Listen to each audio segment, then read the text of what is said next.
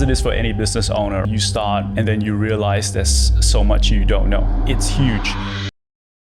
Hey guys, on today's episode, I'm speaking to Bobby Lam from the Loan Lounge. Now, he's got an interesting story. He was actually a pastor in his past life. He is faith-driven and community-driven and wants to make an impact beyond just making money for himself. Let's dive in. What has helped you in business? For me, all mindset related. How do I keep myself thinking positive, keep myself hungry, keep myself with my goals in place? Being in the room with successful people who are X number of steps ahead of me, some 1 year ahead, some 5, some 10. It just gives me that pathway like, okay, I can keep going, I can keep trusting myself. And hopefully, I too will one day be able to show someone the way to go. There is no shortcut to success. It's hard work. It is that rejection. It is making mistakes and learning and keep pushing through. Expose yourself, put yourself in every place possible. The more seeds you put out there, something is going to grow, something is going to harvest, but you got to keep putting the seeds out there. That's just the principle.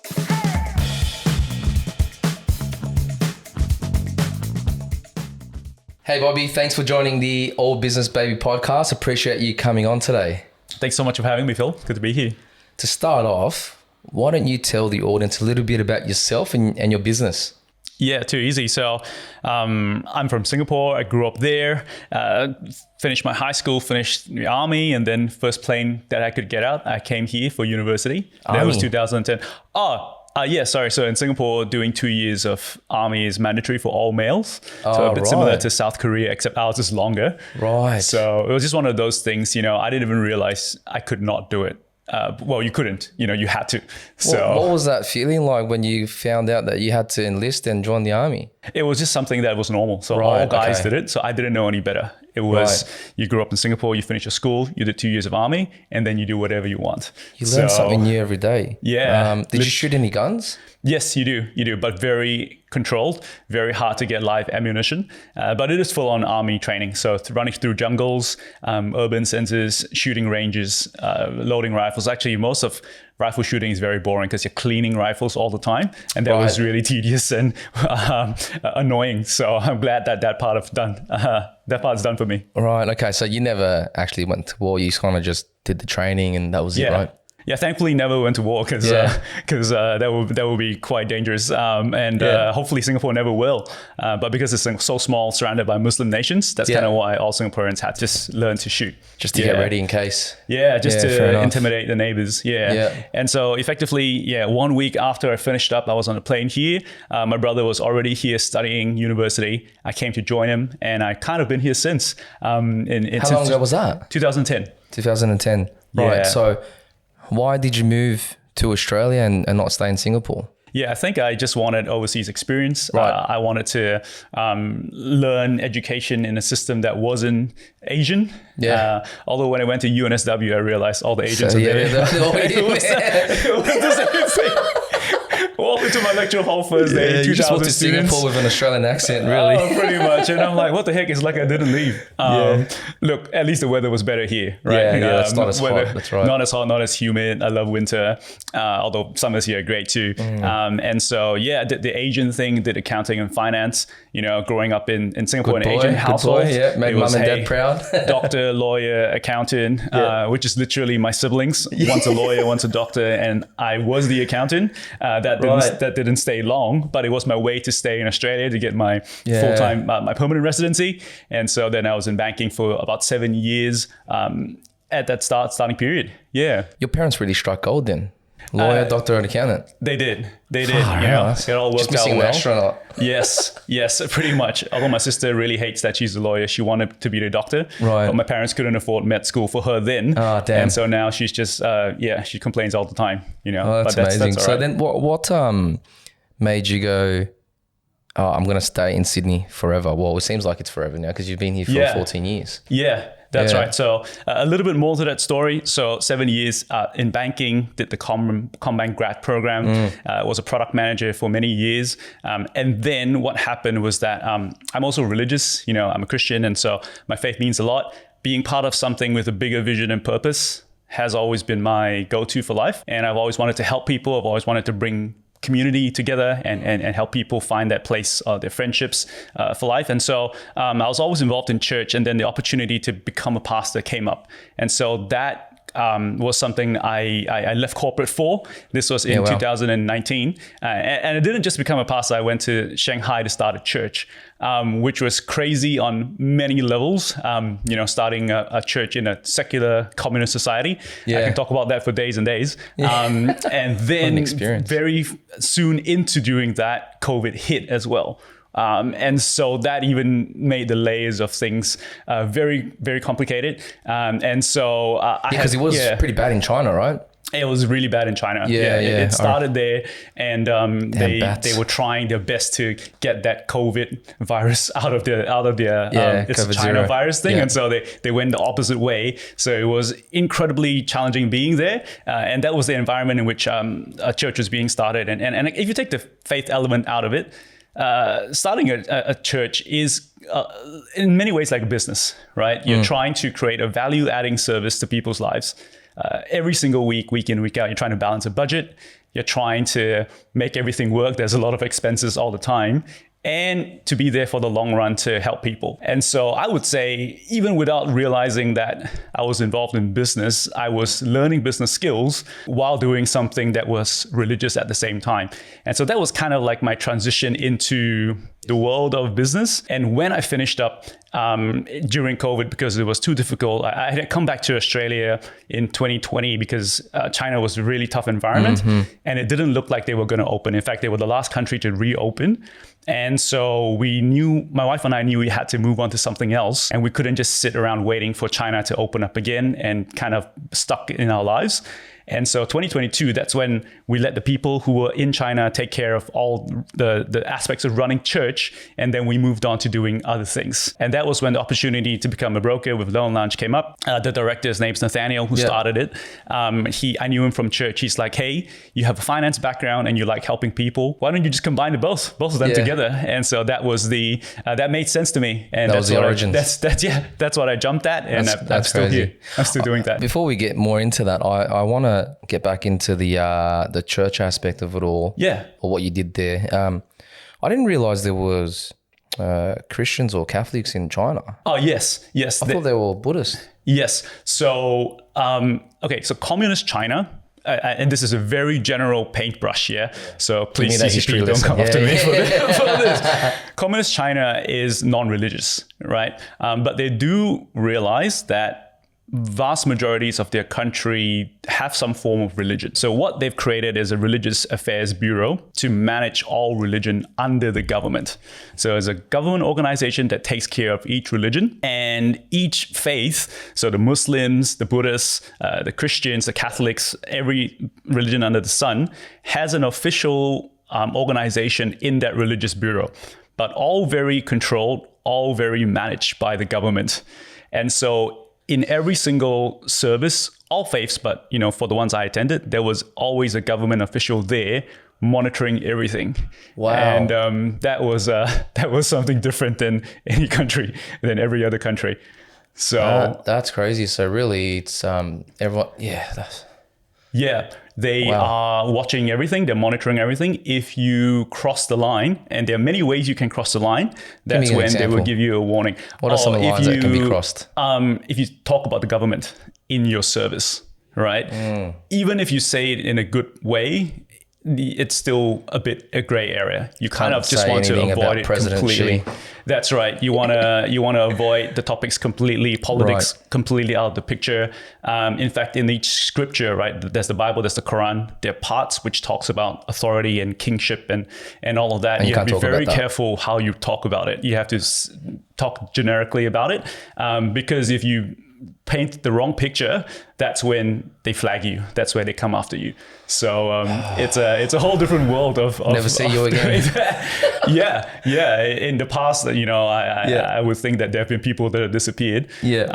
But for foreigners, it was quite safe. It was okay as an international being there. I'm assuming you were speaking Chinese there, Mandarin, or was it English? So no, we were an English service. We were there for the internationals, and they're very strict about that too. So you can't outreach to non-internationals. and to the locals, to the Chinese. And they were very adamant about that. That's a line that you can't cross. If you started to do stuff in the community with locals who only speak Chinese, that's where very quickly you get shut down. So they have their own Chinese church that is legally allowed to have services and run their own thing, but you can't involve yourself in that. So that was interesting.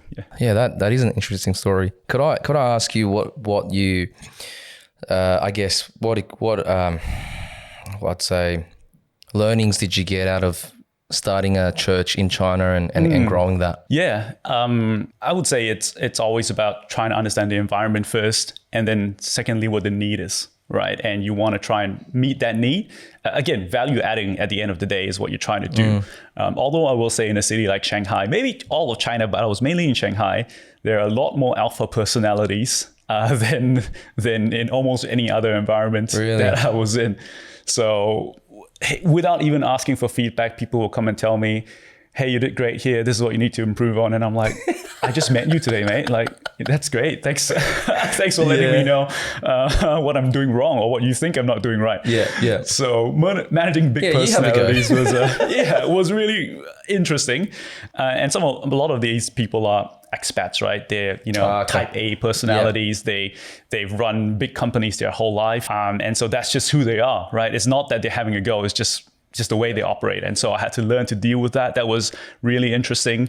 But at the same time, the human needs are the same everywhere, trying to help people with depression, loneliness, sadness, all of that. And so I really loved being part of that solution or trying to help people get there. And during COVID too, that was a whole nother level with mental health stuff. So that too eventually took a toll on me, and I'm glad I stepped away because it was very heavy stuff. So that was fun, to give that a go. And again, when you're trying to grow something from scratch, you just have to pick opportunities. You have to take risk and learn from mistakes, of which there were many. And when the mistakes happen, again, I got told there were mistakes. So there you go. That's right. And you learn from it. Yeah, that's an amazing story for you to pick up and leave to another country once again to then start this journey with God in mind. Not a lot of people do that. I don't see or meet a lot of people who are really really all about their faith. I think everyone's too caught up in their world.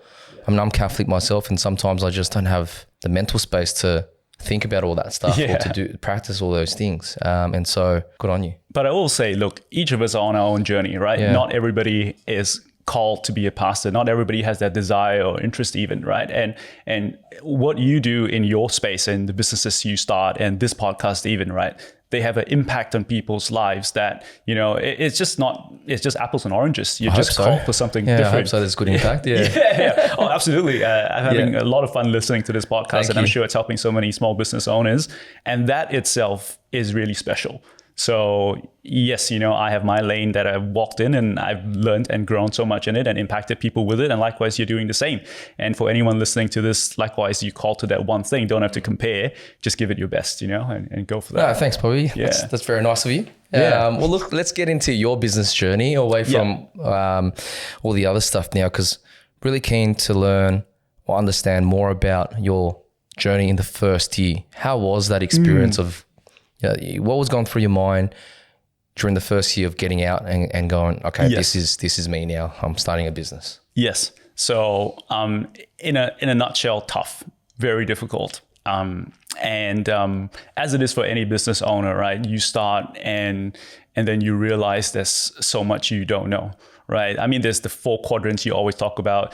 You know what you know, you don't know what you know what you don't know, and you don't know what you don't know, right? And when you start, you're in that, what the heck is this, and mortgage broking, again, made sense to me because it was that combination of my finance background plus being in front of people. What I didn't realize was that even if I knew a lot of people and I had a great network from church, and being in Sydney for many years, the ability to close a sale was something I was still missing.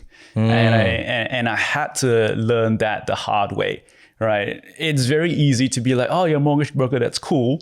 But when it came down to, hey, let's get a deal done, let me help you with that, a lot of people are like, but you know what? Let me get back to you. You know, No, let me think good, about man. it. Yeah. And for a long time, there was a wall I came up against.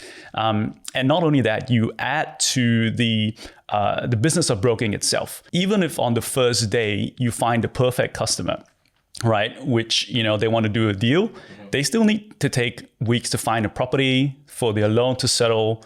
And then you get paid the month after the loan settles, right? So you're not making any income for months, right? When you start out, and even if you've got perfect customers the first day, which all brokers don't, you have to build that book from scratch, right? And so it was my savings just eating away. I have heard so many stories of brokers who are Uber Eats drivers, who are Didi drivers. I myself signed up for Ola. Like I went all the way, changed my license to be a ride sharing license because I'm like, I have no money coming in. And I was all ready to go. And my wife was like, hey, you know, my car's my safe space. Don't you dare. I don't want people jumping in and dirtying the car. So I'm like, all right, babe. Yeah, I'll eat grass instead of Uber driving. And so, but I was right there. I was right there, you know, trying to make the dollars and figures work. And thankfully, from day one, I had good mentorship. Again, I joined an existing business. And so he was a great mentor. He gave me the right steps. And I followed those steps. I showed up every day. I tried to put myself out there with things like BNI, which I met you. And it was a great place just to trust myself and what I was doing, give it time. And with that, it started to change, right? And people go into mortgage broking simply because the long-term gain is passive, long-term game is passive income. And that's something that's very unique to broking.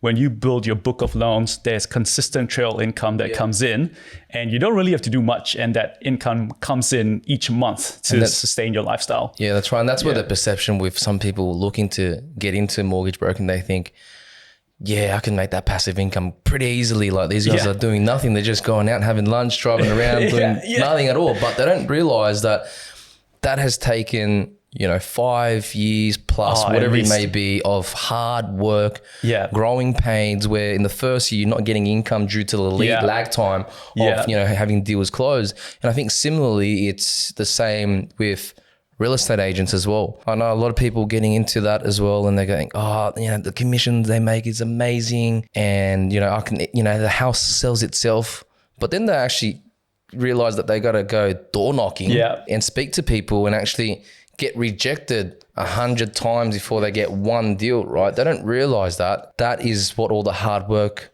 that people put in to get to where they are now, where they're selling houses left, right, and center. They're closing loans left, right, and center as well. There's a lot. It's not glamorous in the first few years, which you've experienced, right? And I would say for most people, it will never be glamorous. You're getting rejected on the phone multiple times a day, multiple times a week. That really gets to you. It really got to me. I'm like, what the heck, And there's, for every one of me, there's another 10 on the same suburb who are doing the same thing, right? As a real estate agent, as a broker, as well, right? It's like, at the start, I'm like, oh, great, let me help you out. And then I find out, they've already spoken to other brokers, and it became especially when you've done all the application and loans and it's been pre-approved. Or I'm the second, or I'm the third opinion, right? And it was just to double check that the first guy they spoke to was not trying to pull one over them. And so they were never going to go with me in the first place. And I was like, oh, wow, these are all that's business. That's the ugly side of broking, which is, not really talked about, but it is just the rhythms that I had to learn. And so in the first year, everything's the first time, right? Everything's the first time someone's rejected me, the first time I realized that I've lost a deal, either because I didn't know what I was doing or there was somebody else already involved. And that was tough, not to take it personally, and to have that mindset to, okay, you know what, just keep going, keep trusting, keep learning.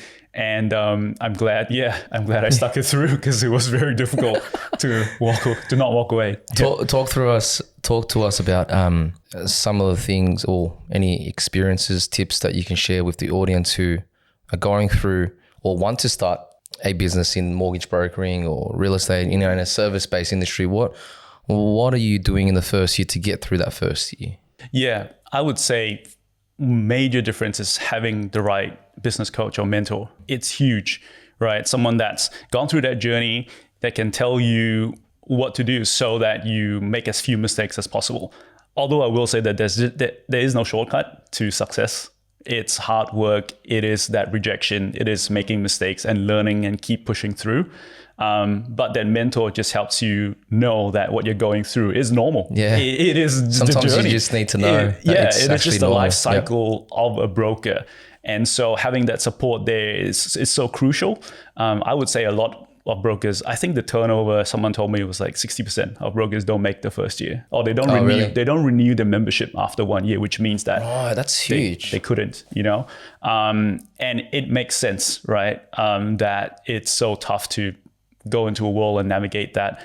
Even harder if you don't have a finance background too, and you had to learn that on the fly. Although I will say that at the end of the day, the most successful brokers are the ones who are really good at sales. To be honest, any business person, probably the same thing, right? Sales, yeah. Yeah, you have to learn your sales skills. You have to be very good at closing. If you can do that, it is going to make sense in the long run for being in business altogether, being in broking for sure, right? And so I've seen brokers who started with me or before me who have gone on to do crazy things. And just because they had the right skill set or they kept working at the skill set needed to be a successful broker, they kept putting themselves in the right networks or kept trying until the pie opened up for them. Yeah. And so I respect that. And that's kind of what I would advise a broker to, expose yourself, put yourself in every place possible. Mm-hmm. I think Khan said on a different podcast a couple of episodes ago about, the seeds you plant, right? The more seeds you put out there, something is going to grow, something is going to harvest, that's right. But you're going to keep putting the seeds out there. That's just the principle. Yeah, that's right. No, that's really good. So just to reiterate, it's having a good mentor or coach to show you what they've learned, get you to that place or where you want to go quicker because they've done it before. I think that's massive because, most of us have an ego and we like to, and we think we can do it ourselves, right? Yeah. But I just think to myself, man, if I just a few years ago stroking my ego and removed it and actually asked for help, I'd be further along the line than I am now. So that is really good. The second one you mentioned, it's just the effort of putting yourself out there, giving it a go. But another one that just came to mind too is transparency, right? Being very honest with myself, what the numbers were. And I think that is something that, will set the path of what I need to do to get to profit.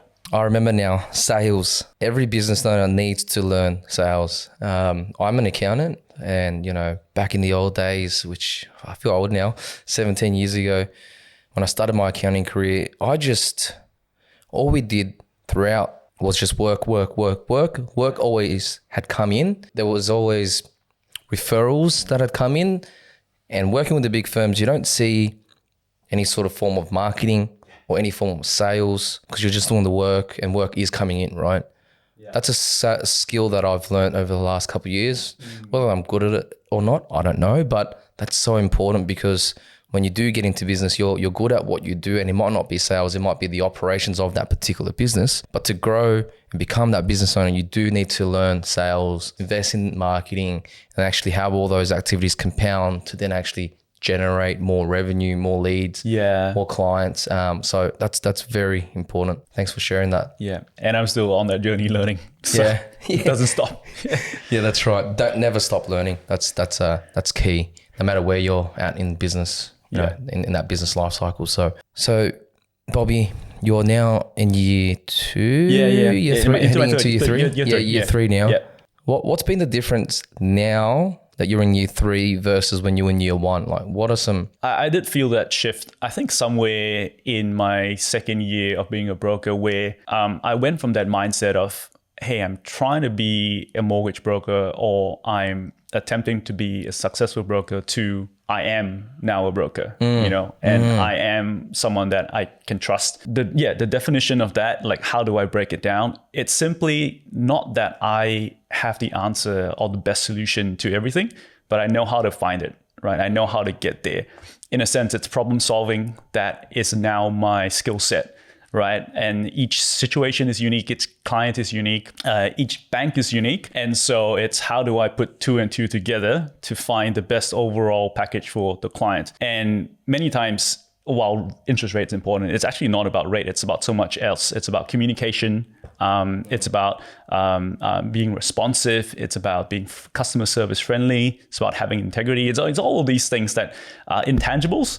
But as you go along, you start to realize how they all fit. And then it gets to a point where like, oh, you know what? I can do this. I am a broker. I am a good broker. Yeah. Right. And I know what I'm doing. And that's kind of how it's evolved for me in that second and third year now, to having that confidence, to having that ability to, again, to find a solution for the client. When previously it was, oh no, what do I, where do I start?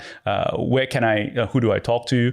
And now it's just solidifying all of that together. And of course, having bigger targets for myself, wanting to hopefully by start of next year, start bringing on an extra member for myself to help with a lot of just the admin type of things. Yeah, and that just gives you then more opportunity to go out there and get more work, right? That's right. Yeah, to focus on partnerships, being with clients. Yep. And that's kind of the whole learning curve. And I will say now that I'm in my third year, I can see the light at the end of the tunnel, right? It's still a scary place, very far away from, I can be on the golf course 5 days a week, which, you know, there are brokers who are on the golf course 5 days a week.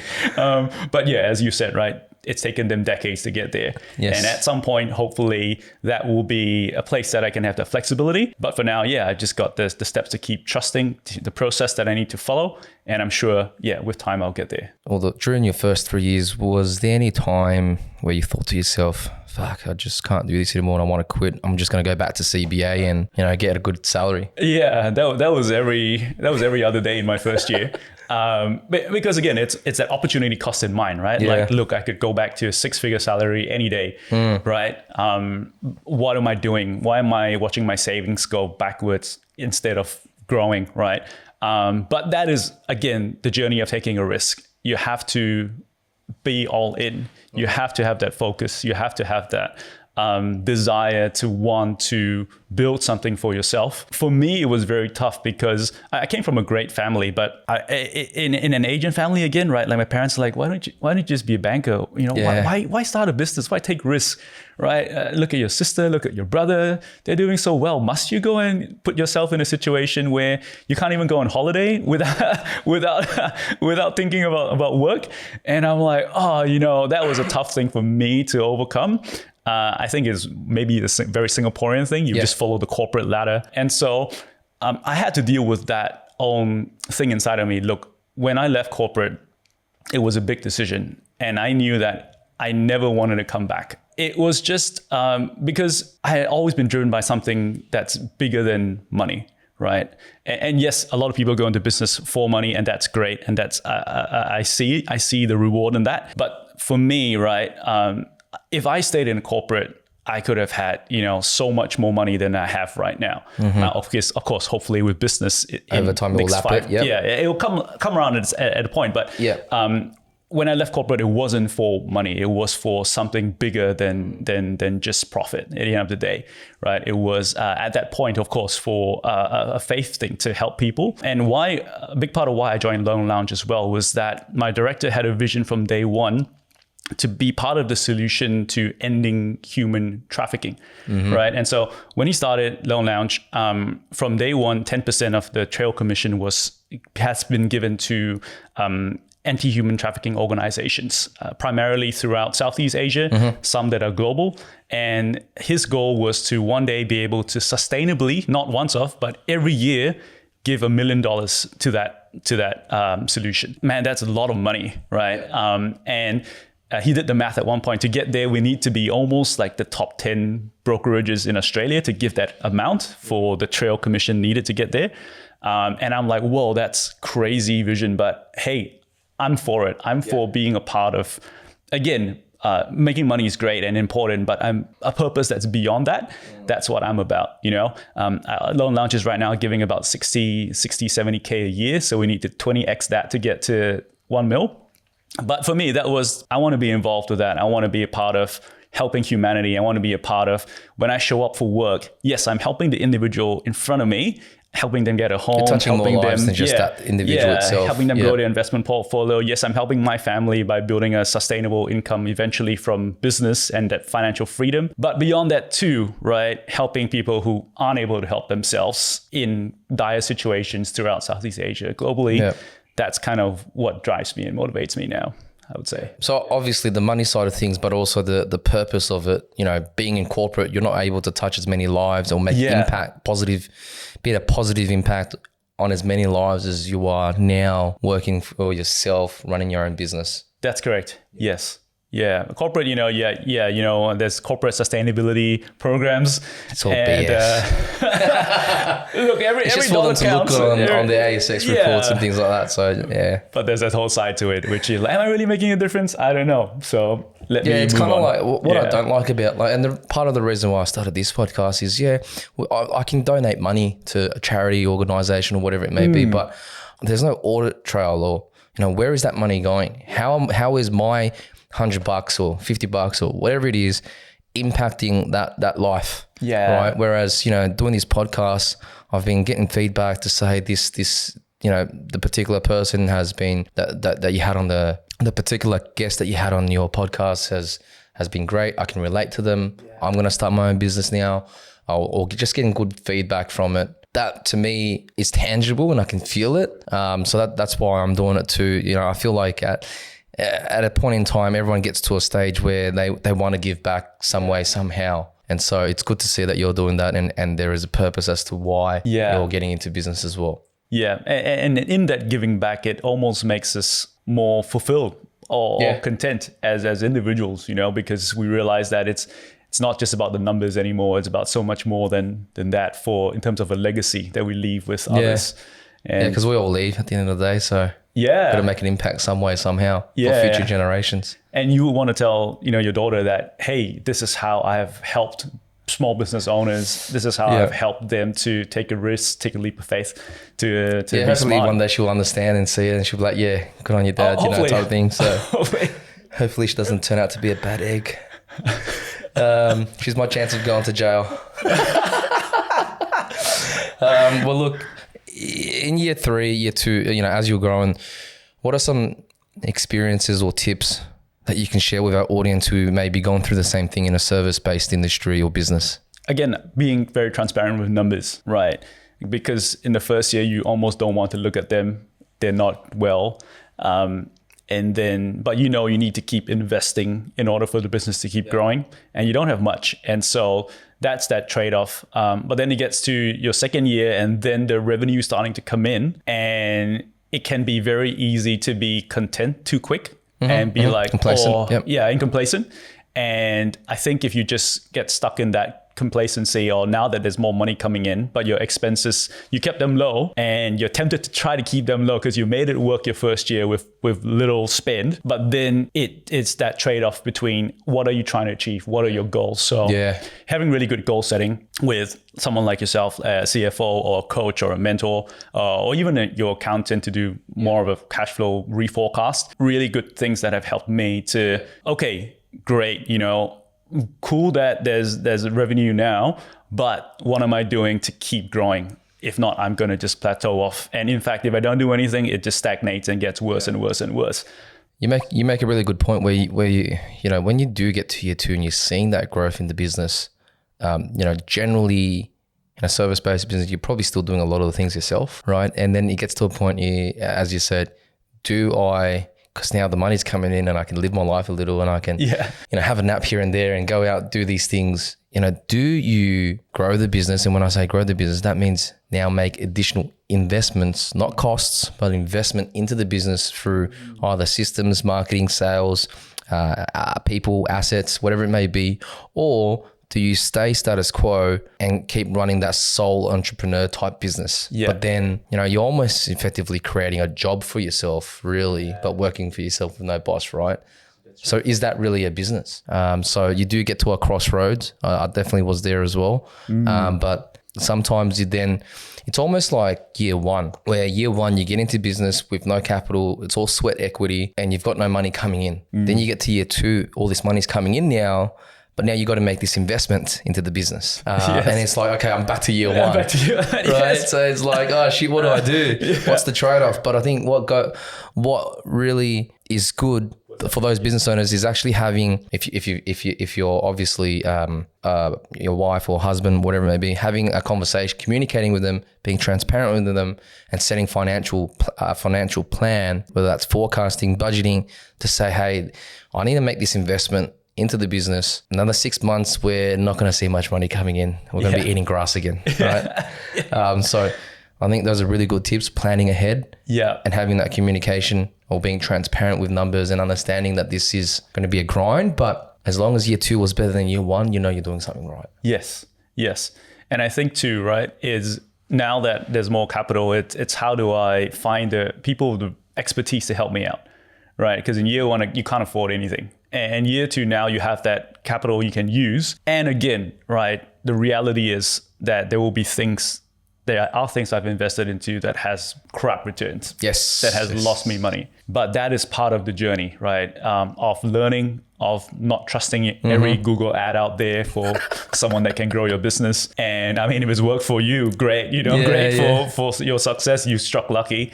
But then how do you find trusted business networks? Yes. Trusted referral partners that that they're going to give you results, and it will take time to grow that and to see results that way. But it's a leap of faith. You just need to keep taking. That's right. And I want to say, hopefully by year 3, year 4, I will have that figured out, that formula of who I can go to get results consistently. But I'm not there. I'm honestly not there. And I'm going through that process now of giving people a go and hoping the returns are not shit. Yeah, I hear you. And I think the big part of that as well is, as you were saying before, speaking to a mentor or coach who's gone through that path, because then they'll say, you know what, that person or that strategy is not going to work. Try this. And that might be a more sure thing in terms of the investment of your cash. So definitely learn from that. One more thing I would say is that at the beginning, I started creating a lot of silly meme videos about finance, right? I didn't want to be one of the other brokers out memes, there putting Yeah. out serious content or putting out clickbait content. Yeah. So I put out a lot of videos, just me talking to the phone about taking the mickey out of the economy, interest rates and all that. Yeah. And that was great to position myself out there. But then I realized for me that it was very, very time consuming, right? I was constantly looking at my screen, trying to edit fonts, trying to edit captions. And so, after a while, I realized that, hey, I got to focus on something else. It's the opportunity cost, right? Is that actually getting you traction? And if it's not, do something else. And I'm trying to learn to not look at my phone because I know it already sucks all my life. And so I'm trying to, not doom scroll. And the more I use the apps, the more it makes my productivity go down. Yes. So that for me just wasn't a strategy that I figured out was what I wanted to focus on. So I think it's having a go at different things, trying what works for each individual, or trying to be smarter like yourself with getting help, expertise to put it all together so that your time is better spent on your own health, your own business, what you want to focus on. What has helped you in business so far? I think a lot of the same things, which are all, for me, all mindset related, right? All how do I keep myself thinking positive, keep myself hungry, keep myself with my goals in place. And reading from people who have got success, chatting to my mentor, chatting to my director, being in the room with successful people who are X number of steps ahead of me, some 1 year ahead, some 5, some 10. It just gives me that pathway like, okay, I can keep going, I can keep trusting myself. And hopefully, I too will one day be able to show someone the way to go, right? Basically see an example of how, where you could go, and that's what's keeping you going. Yeah. Honestly, you're one of those people, Phil. Thanks, I'm not just saying that because it's your podcast, but You are. But thanks, I'll appreciate. But like 5, 6, how many years now in? I think heading into 6 now. 6 years, yeah. Heading into 6, And seeing that place where and you've shared about the advice that you've taken along the way. You've given some hard truths as well of what's worked for you. And I'm like, that's just the reality that it's hard, but because people have done it, I too can do it, right? I too can learn and keep growing and pushing myself. So again, there's a real danger of isolation in business. Ego, isolation, all of these things, yes, I think will end up being the killer of success in the long term. And so I'm trying to make sure that I don't get comfortable, right? Yeah. Keep being uncomfortable. I hate the nights when, of course, when I can't sleep because I'm stressed about stuff, or I take things too personally. So I need to learn that as well, not to take things to bed, not to take things to...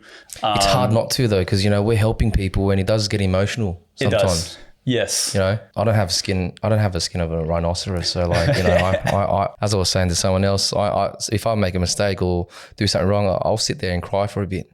Not literally cry, but I'll beat myself up, like bloody hell, like, but you have to then move on. Yes. and have that closure to go, okay, you felt sorry for yourself. How do you learn from it? Yeah, that's right. That ability to, okay, how do I manage this emotion I'm feeling? Maybe give myself 24 hours to feel really excited about a deal or really sad about a deal. And then, hey, move on. Let's keep going. Never get too high, never get too low. Yeah, exactly. Yeah. And then keep pushing myself again and put myself out there.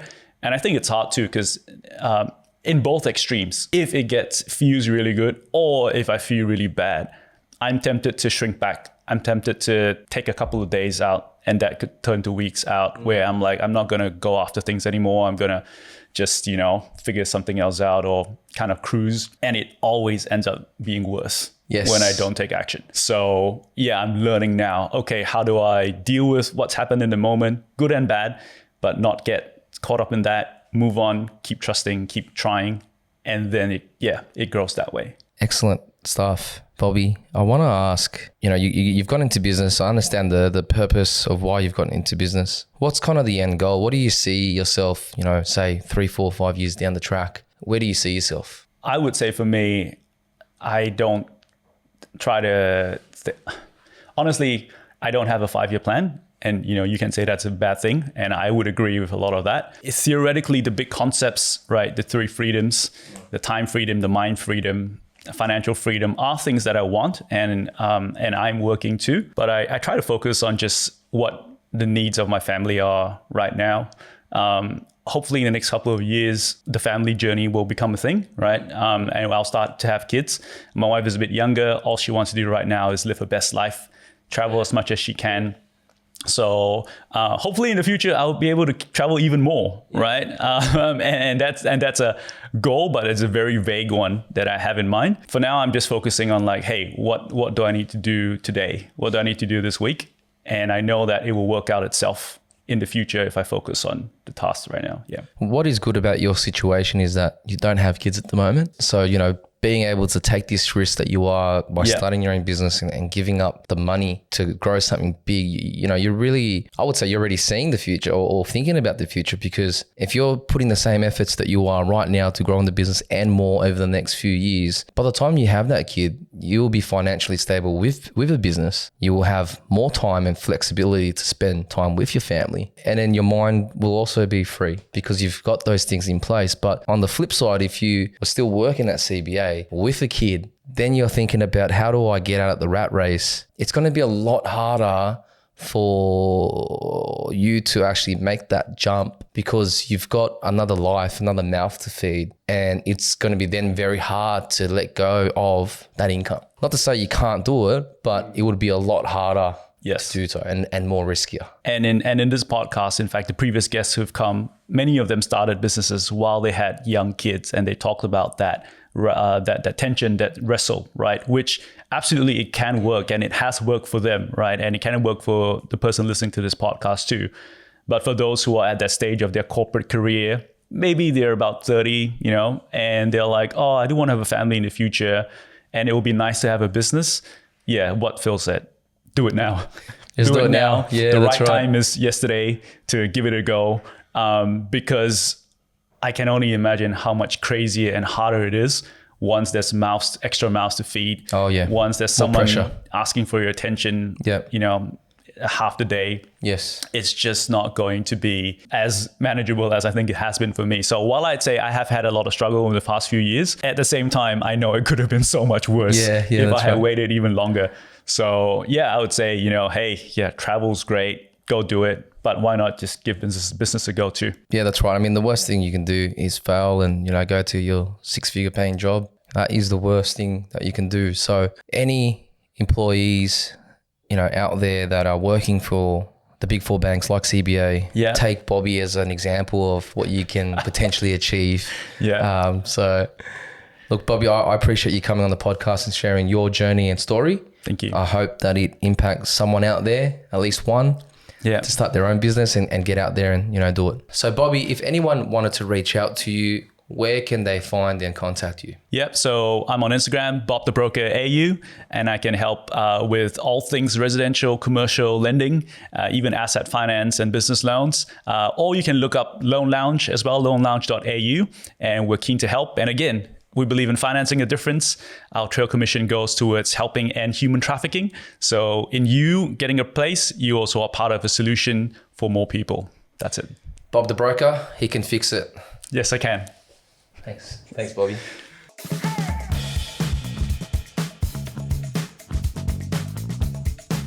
So if you're about to begin your business journey or you're currently going through your business journey, tune into future episodes so that you can learn more and find a supportive community. Otherwise, follow me on LinkedIn for more.